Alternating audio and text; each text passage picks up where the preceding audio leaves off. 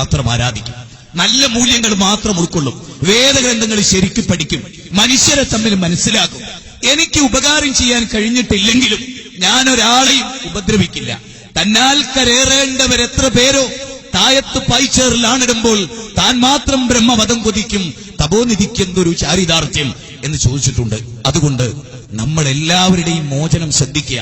എല്ലാവരെയും ഈ ക്ഷേത്രത്തിന്റെ പടിവാതികൾ കടന്നു വരുമ്പോ, ഈ ക്ഷേത്രത്തിന്റെ കവാടം കടന്നു വരുമ്പോ എന്റെ മനസ്സിലൊരു പ്രാർത്ഥനയുണ്ടായിരുന്നു.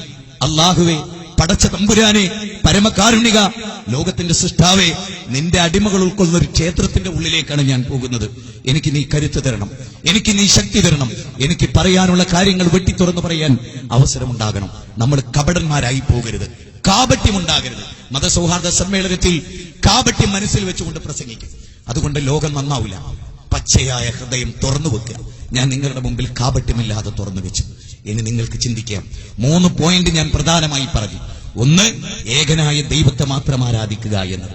2, ആ ദൈവത്തിന്റെ ദൃഷ്ടാന്തം ഏതെന്ന് പഠിച്ച് അതിനനുസരിച്ച് ജീവിക്കുക എന്നത്. അത് ഇസ്ലാമാണ് എന്ന് ഞങ്ങൾ മനസ്സിലാക്കുന്നു. നിങ്ങൾക്ക് പഠിക്കാം, നിങ്ങൾക്ക് മനസ്സിലാക്കാം. അല്ല, അത് ഹിന്ദുമതമാണ് എങ്കിൽ നിങ്ങൾ ഞങ്ങളെ പഠിപ്പിച്ചു തരണം, നിങ്ങൾ ഞങ്ങൾക്ക് മനസ്സിലാക്കി തരണം, നിങ്ങൾ ഞങ്ങളോട് പറയണം. കാരണം നിങ്ങൾക്ക് മാത്രം മോക്ഷം എന്നതുണ്ടാവാൻ പാടില്ല. ഒരു ഔഷധം കണ്ടെത്തിയാൽ, സൗദി അറേബ്യ ക്യാൻസറിന് ഒരു കൃത്യമായ മരുന്ന് കണ്ടെത്തിയാൽ അത് മുസ്ലിങ്ങൾക്ക് മാത്രമേ കൊടുക്കൂ എന്ന് പറയുന്നവൻ വർഗീയവാദിയാണ്. ഇസ്ലാം മാത്രമാണ് മോക്ഷത്തിന്റെ മതമെങ്കിൽ അത് ഞാൻ മാത്രം രക്ഷപ്പെട്ടാൽ മതി എന്ന് ഞാൻ വിചാരിക്കാൻ പാടില്ല. അത് ഞാൻ നിങ്ങളുടെ മുമ്പിൽ വെച്ചു. വർഗീയവാദിയാകാതെ നിങ്ങൾക്ക് സ്വീകരിക്കാം, നിങ്ങൾക്ക് തള്ളിക്കളയാം. അടിച്ചേൽപ്പിക്കലില്ല. എന്റെ പ്രിയപ്പെട്ട യുവാക്കളോട് മാത്രമായി ഞാൻ പറയുന്നു, ഒരുപാട് കാര്യങ്ങൾ നമുക്ക് ചെയ്യാനുണ്ട്. നമ്മുടെ അച്ഛനമ്മമാർക്കും നാടിനും രാജ്യത്തിനും ഭരണാധികാരികൾക്കും മതനേതാക്കന്മാർക്കും നമ്മളിൽ പ്രതീക്ഷയുണ്ട്. കള്ളുകുടിച്ചും വ്യഭിചരിച്ചും തോന്നിയാസം കളിച്ചും ബൈക്കിൽ പോയും അതല്ല ജീവിതം. ഒരുപാട് തൊട്ടയൽപ്പക്കത്ത് പട്ടിണി കിടക്കുന്നവരുണ്ടോ?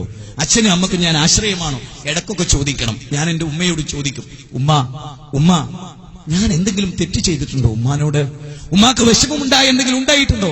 പൊറുക്കണേ. അറിയാതെ പറ്റിപ്പോയതുണ്ടെങ്കിൽ പൊറുക്കണേ. ഞാൻ എന്റെ പിതാവിനോട് പറയും, മോനെ നിനക്ക് പേരിട്ടു ഞാൻ മുജാഹിദ് എന്ന്. മുജാഹിദ് എന്ന പദത്തിന്റെ അർത്ഥം ധർമ്മസമരം ചെയ്യുന്നവെന്നാണ്. മോനെ, ആ വാക്ക് പിതാവിന്റെ പ്രതീക്ഷ, അത് നീ കാത്തുരക്ഷിച്ചു. അതുകൊണ്ട് മോനെ ശ്രദ്ധിക്കണേ. ഇന്ന് പോലും എന്റെ വാപ്പ പറഞ്ഞു, മോനെ ക്ഷേത്രത്തിലാണ്, ശ്രദ്ധിക്കണേ എന്ന്. സ്നേഹമാണ് അല്ലെ? സ്നേഹമാണ് മനുഷ്യനെ നിലനിർത്തുന്നത്. സ്നേഹിക്കാൻ പഠിക്കുക. കുറി നോക്കി, തുണി നോക്കി, ഗോത്രം നോക്കി, വർഗം നോക്കി മനുഷ്യനെ വേർതിരിക്കുന്ന അവസ്ഥ അവസാനിപ്പിക്കുക.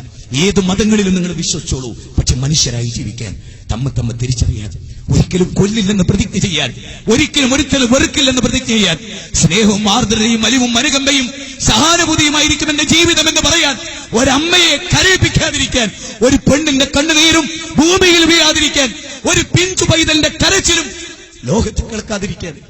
അതെ, മക്കളെ കുറിച്ച് ഓർത്ത് കരയരുത്.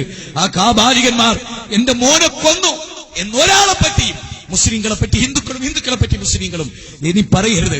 ഈ പ്രസംഗം സുഖിപ്പിക്കാനുള്ളതല്ല, ഈ പ്രസംഗം ചിന്തിക്കാനുള്ളതാണ്. അവസാനിപ്പിച്ചോട്ടെ. നിങ്ങൾ എനിക്ക് തന്ന സമയം വളരെ വിലപ്പെട്ടത്, ദീർഘമായ മനുഷ്യ ജീവിതത്തിൽ അമൂല്യമായ ഒന്നാണ് ഈ വിലപ്പെട്ട സമയം.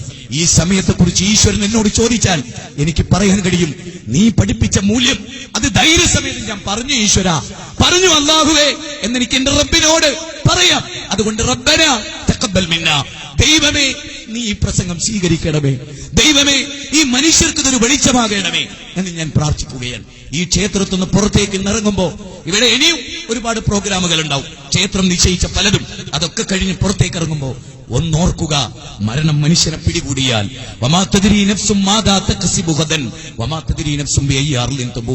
ഏത് ഭൂമി നാളെ എന്ത് സംഭവിക്കും എന്ന് പറയാനാവില്ല.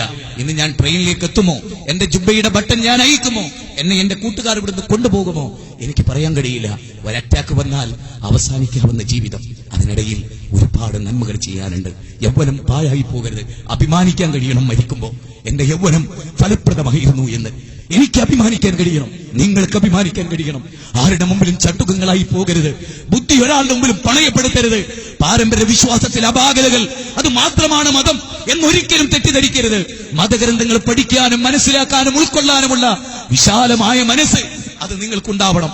എന്നെ ഈ സദസ്സിലേക്ക് ക്ഷണിച്ച ഇതിന്റെ സംഘാടകരോട് നിങ്ങൾ എത്ര അനുഗ്രഹീതർ.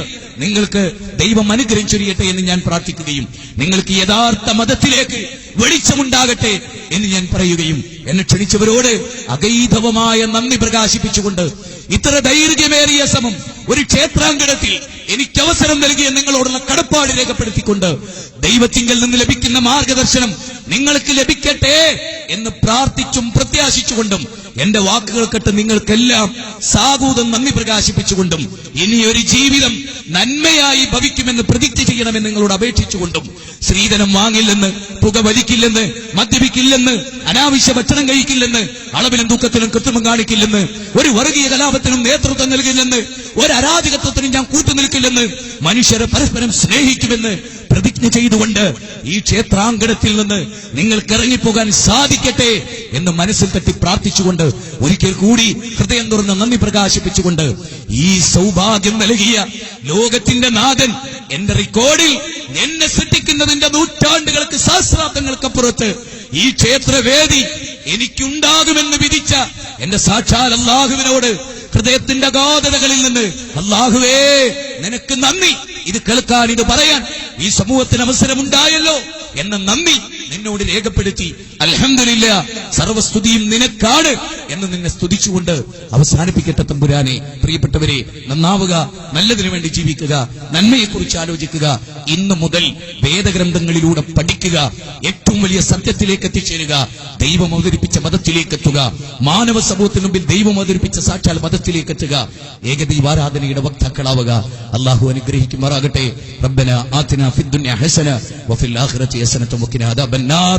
അസ്സലാമു അലൈക്കും വറഹ്മത്തുള്ളാഹി വബറകാതുഹു.